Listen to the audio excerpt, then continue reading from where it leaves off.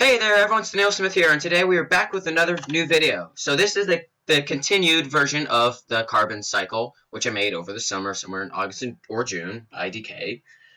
And so this is the second part, teaching us all about how CO2 goes into the ocean and impacts life there. Let's take a dive, shall we? But first, CO2 from these factories go up into the air, and then 1/3 of the air's CO2 gets sucked into the ocean. So, like I said, let's take a dive. So CO2 reacts with H2O. And this CO2 plus H2O creates H2CO3. So we got two reds, which represent hydrogens, three whites, which represent oxygens, and one black represents carbon from the CO2 up there. And the thing about this is, this can release a hydrogen ion, creating HCO3. So you see we don't have two, right? This can also liberate one, spamming the ocean with hydrogens, which creates the acidity, or which can release both of them. So then what's left behind is CO3. No red, sorry.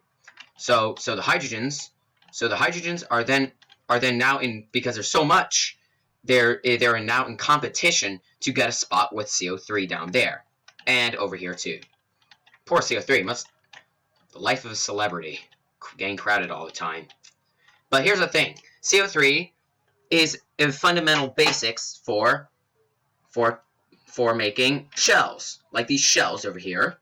These shells have calcium CO3, and calcium is one of the most needed fundamentals for shells. But without the hydrogens, without the CO3, shells can't properly develop. And because they're hydrogens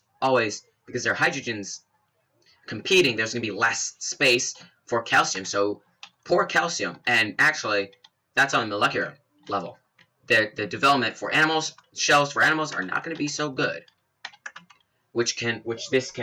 This can wear down shells, which can impact the food chain, which can do some severe damage to the region I am in, or any region.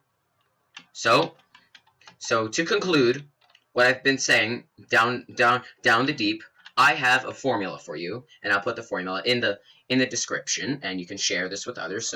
And it's pretty easy to memorize.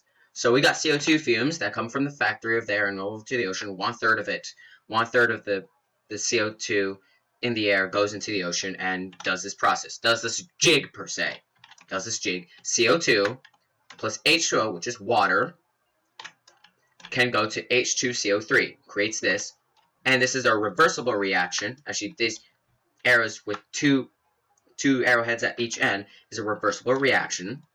This can spit out one hydrogen, acidifying the water, and this can or either create one or two, and this can click back together, creating HCO3, or release one, creating CO3, or it can go to H2CO3.